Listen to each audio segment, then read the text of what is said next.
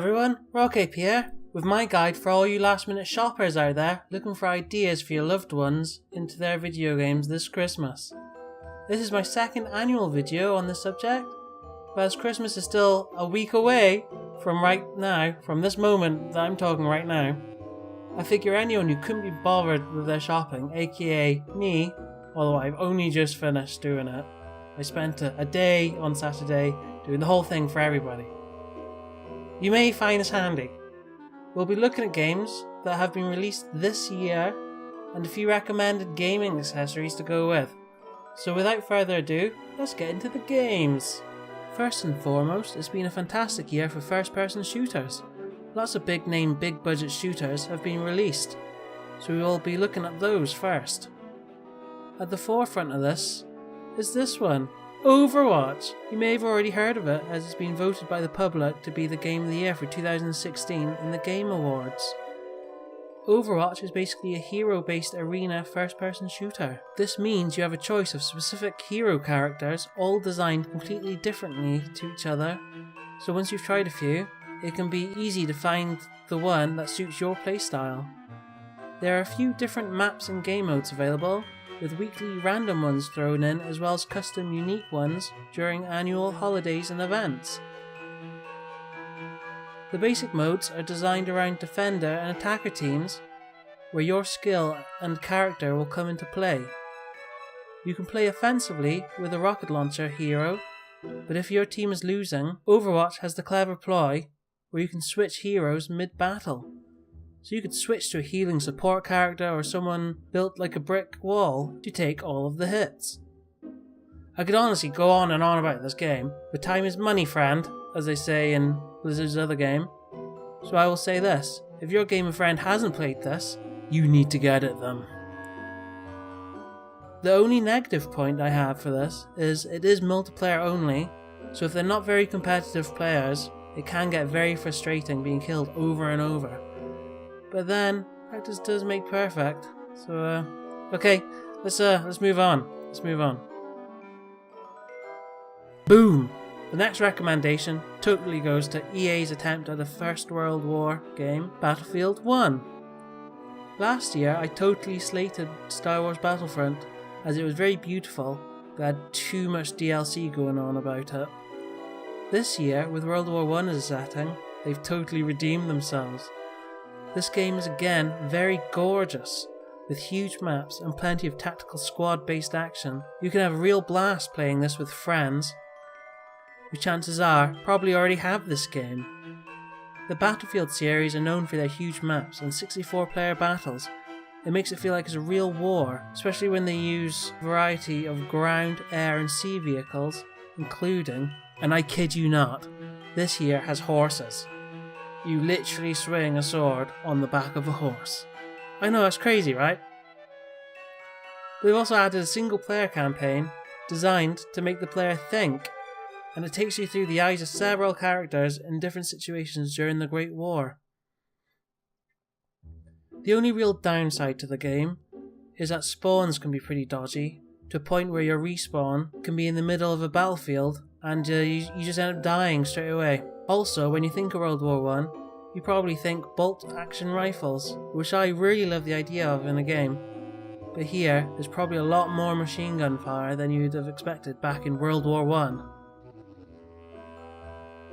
I'm going to move away now from first-person shooters for a minute, just to let you in on a little indie game I'd easily recommend anyone looking for a more relaxing time. This game is Stardew Valley.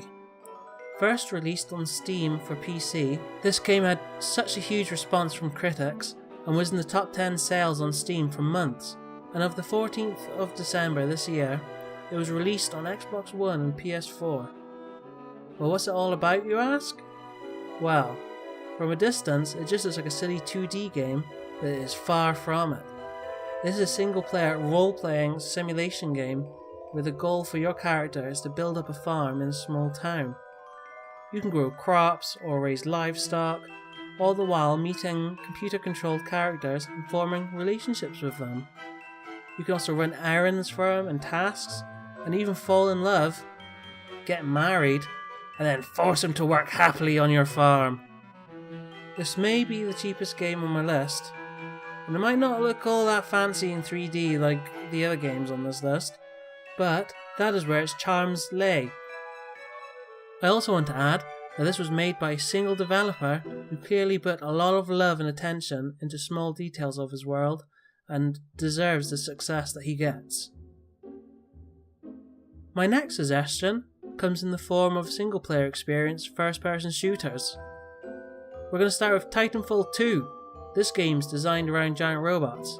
And also Doom, a game redesigned from the classic hit where you fight demons and monsters.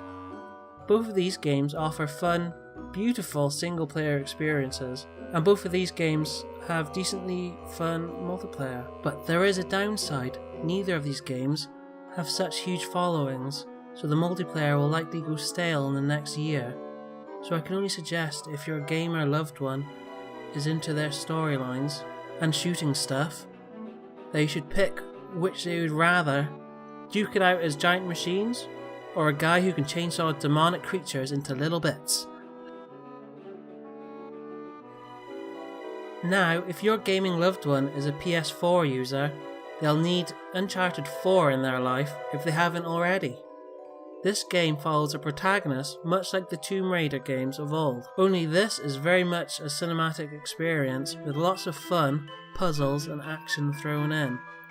I'd consider this the best game on PlayStation 4 this year, possibly the best exclusive game this generation, with gorgeous locations, entertaining dialogue and storyline with enough action that won't leave you bored at any moment, and once you've started it, you will want to complete this game. You always have the multiplayer available, which is a lot of fun again. I love games that allow you to sneak around people to get the silent "where the hell did that come from" kills.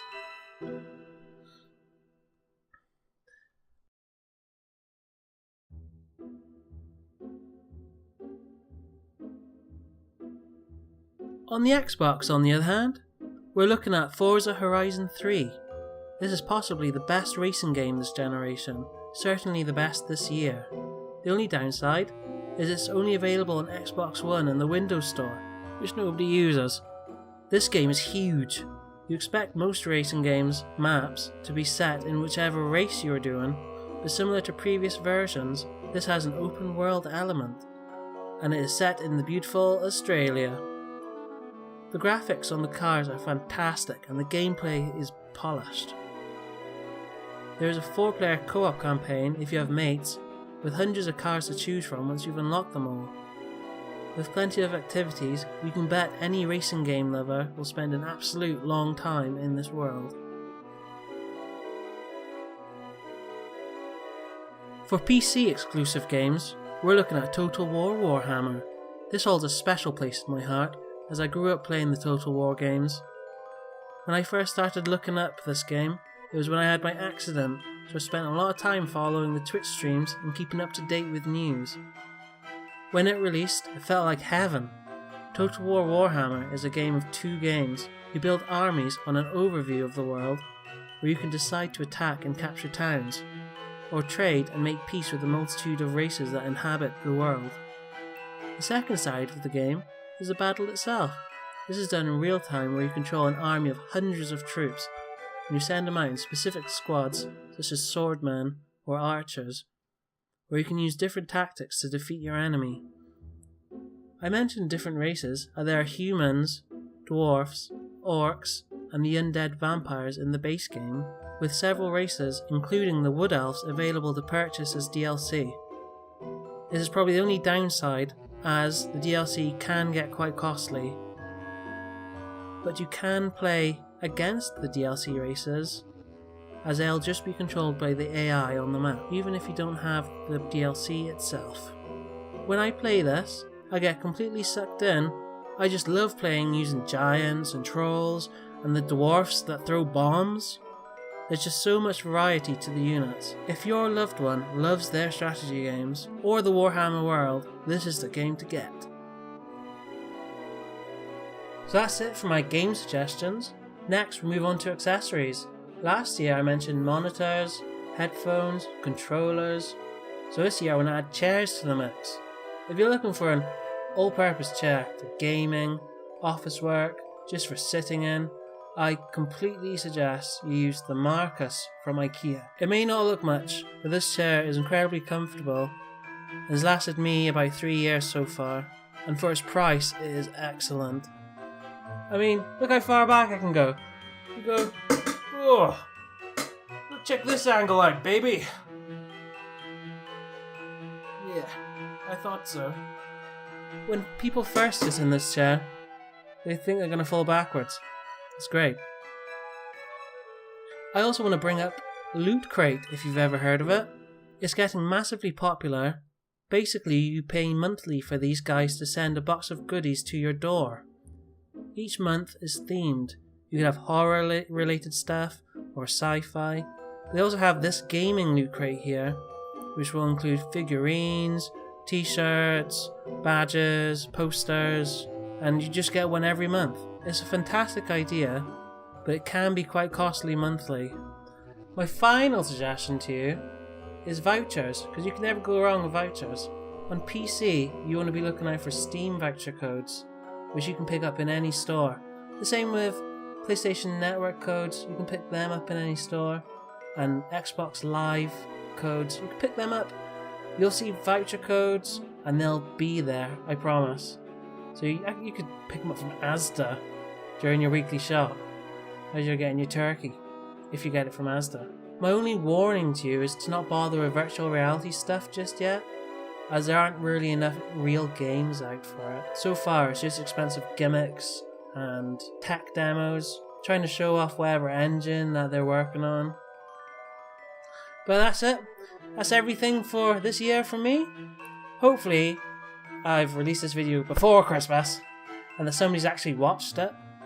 And if that's you, if you're watching this right now, I want to thank you in particular. If you'd like to see next year's Christmas video, you can subscribe and keep up to date with that.